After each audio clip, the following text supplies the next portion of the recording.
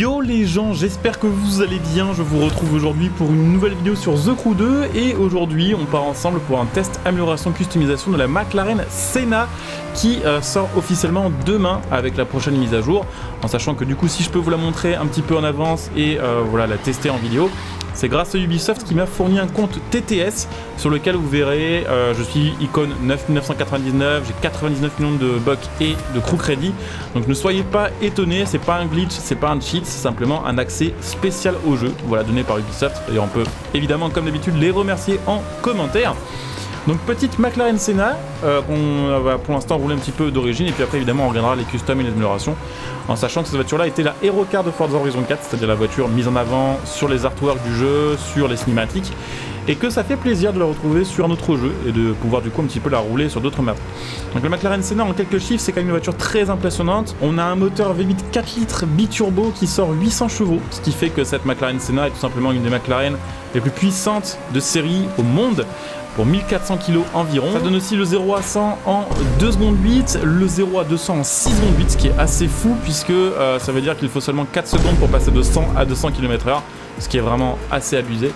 Et puis 340 km/h en VMAX, tout en sachant qu'en plus cette voiture là a été travaillée pour la piste, le kit aéro, l'aileron, tout simplement le design de la voiture a été travaillé de sorte à optimiser et maximiser la tenue de route de la voiture à haute vitesse, donc c'est assez fou. Donc c'est chouette de pouvoir la rouler sur le jeu. J'ai l'impression qu'elle est plutôt assez jolie et j'ai l'impression globalement que le jeu a quand même été pas mal amélioré graphiquement ces derniers mois. On le savait avec la nouvelle saison qu'il y aurait des petites améliorations graphiques. J'avais jamais eu l'occasion de relancer le jeu entre temps. Et c'est vrai que même si ça se joue sur des détails, bon clairement c'est pas un nouveau moteur graphique, c'est pas des textures de fou furieux par rapport à avant. Mais les petits détails, le bord des routes, ce genre de choses ont été je pense un petit peu retravaillés et honnêtement c'est quand même beaucoup plus sympa pour l'immersion.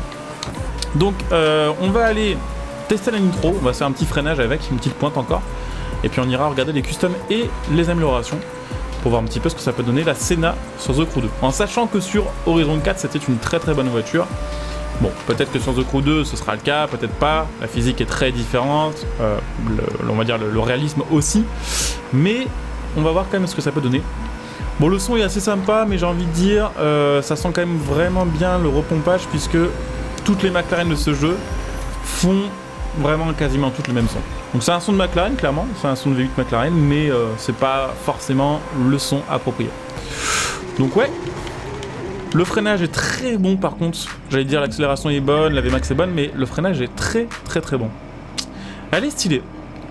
Alors après on aime ou pas le design, bon c'est vrai que après avoir joué l'extension Lego de Forza Horizon 4 et après avoir vu cette version Lego, on relativise un petit peu, on peut se mettre à apprécier cette voiture même si elle a un design assez spécial. On va regarder déjà un petit peu les peintures. Alors je pense que honnêtement je vais la laisser en orange ou en jaune, mais j'avoue que c'est stylé de la voir dans une autre couleur, violet ou bleu, ça claque plutôt pas mal. Après on se décidera une fois qu'on aura customisé la voiture, puisque peut-être qu'il y aura des pièces biton et qu'on pourra pas changer la couleur du biton. Donc là il y a un petit peu de choix, c'est quand même cool. Alors après c'est souvent juste les détails qui changent. Je pense qu'on va mettre celui-ci avec la prise d'air, mais le contour couleur carbone. Oh, ça claque avec les feux noirs. Je sais pas si on va mettre ça, mais ça a de la gueule. Hein. Ok, donc ça c'est peut-être un petit peu too much. Ok, stylé. Stylé la raclette à l'avant de la bagnole. Je pense que nous on va plutôt partir là-dessus, sur celui-ci ou celui-là. J'avoue que la grande lame carbone là, ça tue pas mal quand même. Mais couleur carrosserie c'est sympa aussi. C'est difficile de se décider, très honnêtement. Mais ça me plaît bien. Ça me plaît vraiment bien. Ouf, ok. Alors là, les ailes élargies, ça fait un peu bizarre. Hein. Ça lui donne un look un peu de Lamborghini Veneno. Ouais, bof. Je vais le mettre pour l'instant, mais je pense qu'on le laissera pas. Hein. Ça fera à mon avis un peu bizarre. Quelques choix de jantes McLaren. Bon, après, c'est pareil, ça va être assez compliqué de changer les jantes. Je pense qu'on va laisser celles d'origine. Peut-être les mettre en noir, histoire que le petit rappel des feux soit sympa.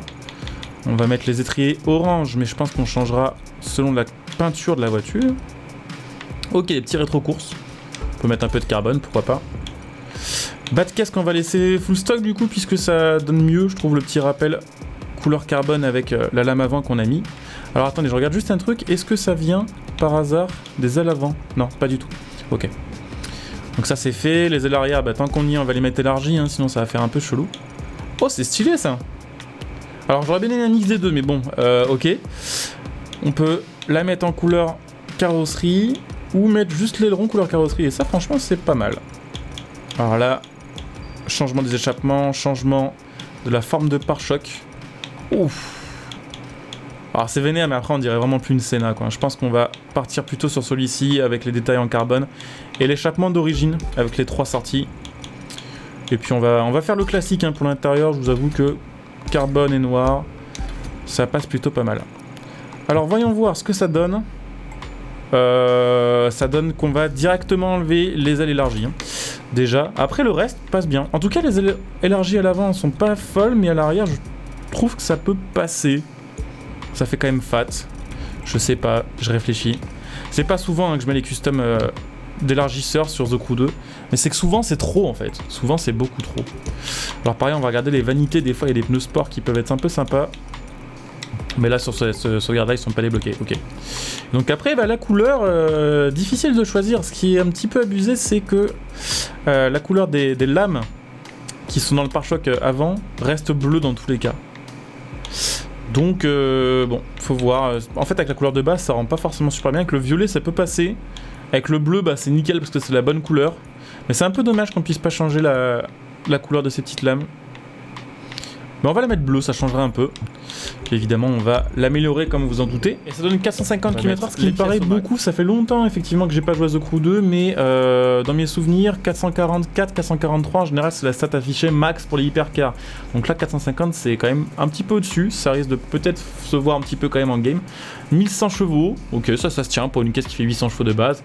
0 à 100 2 secondes 5, 400 DA, bon ça me paraît correct. Après vraiment encore une fois ça fait longtemps que j'ai pas joué au jeu, je sais pas du tout qui est de la méta actuelle, je sais pas quelles sont les valeurs on va dire des autres voitures très performantes du jeu.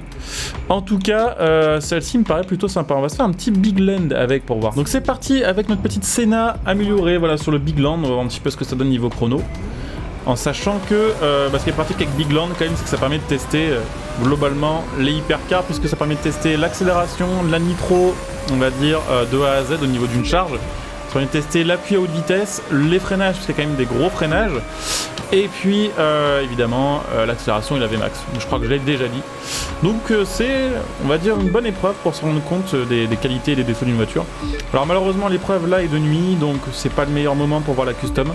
J'essaierai de vous montrer ça après dans le mode photo. Elle est plutôt jolie, franchement. Je trouve que ça change un peu, justement, de la voir en orange ou de la voir en jaune ou en rouge ambré. Mais en bleu, ça passe bien, franchement. Ça change un peu. Bon, les 450 sont facilement atteints. Alors, la VMAX avec nitro sans réglage, ça a l'air d'être aux alentours des 485. Hein. Alors après, ça dépendra de votre setup nitro, hein, si vous avez le x2 ou pas, et selon les bonus que vous aurez avec le x2. Mais même là, sans les nitro montés, on arrive à rester stable aux alentours des 460 km/h. Elle a un peu plus encore que ce qui était marqué sur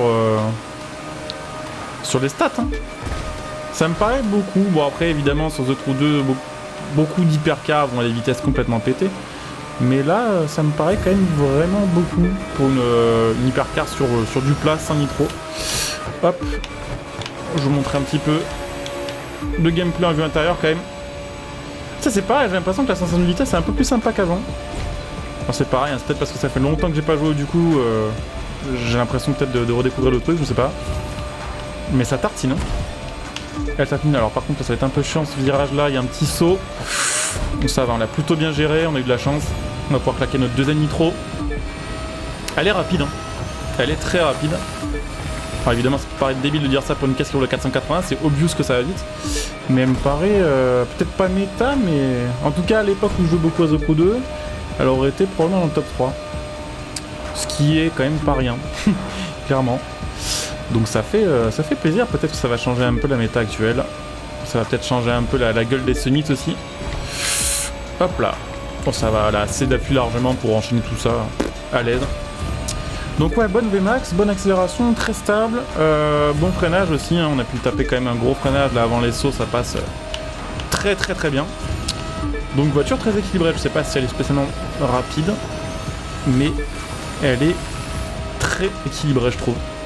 Donc ça donne un petit 2.36, 2.37, bon, Ça me paraît pas mal, j'ai déjà fait mieux, j'ai déjà fait moins bien aussi, donc ça me paraît être quand même dans le 1%, peut-être pas dans le 1%, j'abuse, mais dans le 10%, allez, disons des hypercars les plus rapides, ce qui est quand même plutôt pas mal.